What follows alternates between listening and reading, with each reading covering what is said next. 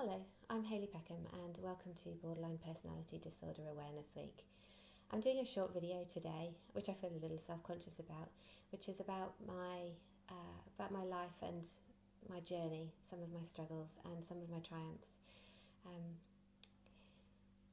I struggled a lot with many of the symptoms of personality disorder. I then had psychotherapy for a long time, and I now feel much more in control of my life and happier within it and much more emotionally stable within it. My relationships are better, my work life is better, and I feel more confident. The sense that I've made of my journey into personality disorder as well as my journey out of it is by looking at a concept called neuroplasticity, which I'll also talk a little bit about. But neuroplasticity is effectively how plastic our brains are and how our brains are shaped by experiences. And I talk about neuroplasticity as often being both cause and cure. So in a sense, my early experiences were what gave me the difficulties that I had to contend with when I had the symptoms of personality disorder. So I grew up in a home where there was a lot of emotional abuse. I don't think that this was intentional by my parents. I think a lot of it was a lack of awareness and both of them being caught up in their own issues and distress.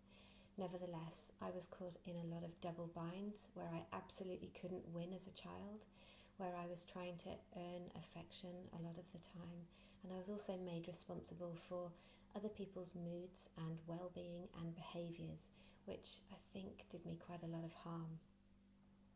I would say that one of the major symptoms that, for me, that's relevant for borderline personality disorder that came out of these experiences was this sense of having a very fragile self. I genuinely didn't know where I stopped and someone else began. I felt very responsible for other people's feelings, other people's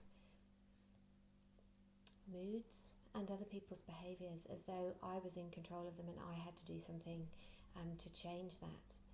I didn't have a sense of my own self about what I wanted or how I felt, and just felt very tossed around perhaps in my life.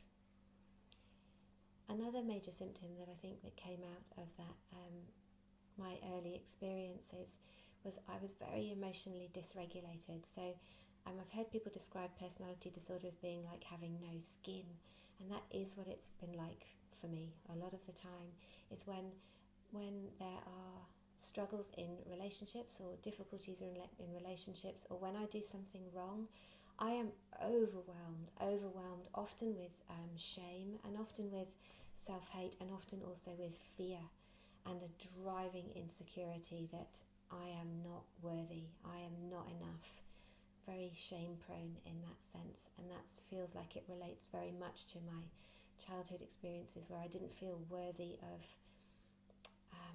affection or love or regard or time or attention. So another symptom that's also relevant for personality disorder and is related to my emotional dysregulation is that I use self-harm as a way of regulating myself.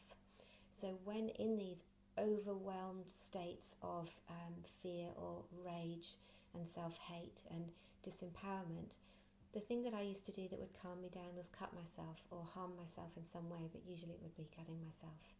And this is a very distressing symptom for people that do it and for anyone around them who cares about them. It's a very, very distressing thing to witness.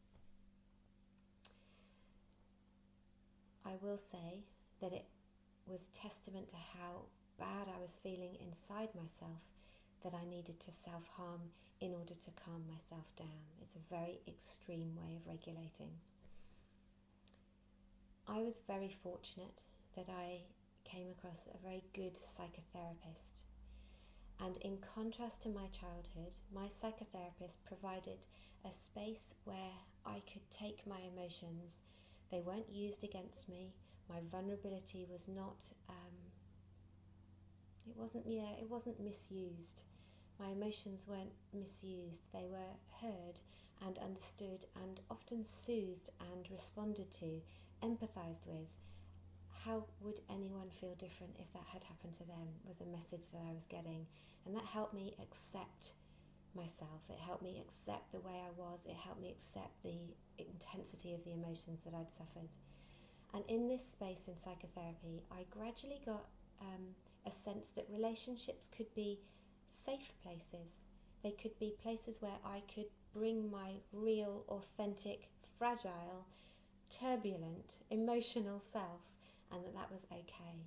And the more acceptance I got within that relationship of psychotherapy, the more acceptance I had for myself. And the more acceptance I had for myself, the more I could take that out into the real world and build friendships and build relationships with partners, with some or other degree of success. But I could be more real in them. I could bring my full self and my emotional experience to them. But because I'd had this good experience in psychotherapy and was more accepting of myself, I was more able to soothe myself and provide some space for someone else as well as myself. I could negotiate from a stronger sense of who I was. So just to kind of make sense and wrap some words around what I think has happened to me, I think that the experiences I had in childhood impacted it on me in such a way that I had to survive that childhood, and I did that by shutting myself away a lot of the time and self-harming. So I sort of took my own regulation as my own responsibility, and I didn't involve anyone in that. I was very isolated and very in a lot of pain.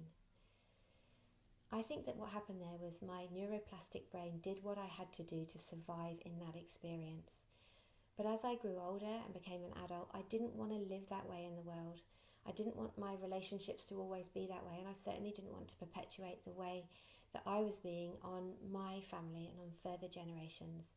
So I went into psychotherapy, which was a new experience for me, and also then changed how I related to myself and how I related with others. So I'll say it again. I think neuroplasticity acts as both, it honours experience as both cause and cure for these symptoms of distress that I've experienced. And in that there is a really hopeful message. The experiences we have had do not condemn us to be a particular way. We can seek new experiences and they will change us. New experiences in relationship, particularly in psychotherapy, with someone who is focused on me. That's what I needed, someone who could help me with me. The kind of parenting that I wasn't able to get from my parents. No blame on them, but they weren't able to do it. But I still needed it. So I had to go and find that experience for myself. And having done so, I now feel that my life is my own. I feel worthy of love and care and worthy of good relationships. And I'm incredibly grateful for the experiences I have had that have helped me become this way, an agent in my life, and much happier and much less fragile within it. I encourage you all to go on that journey of seeking experiences that help you out. Thank you for listening.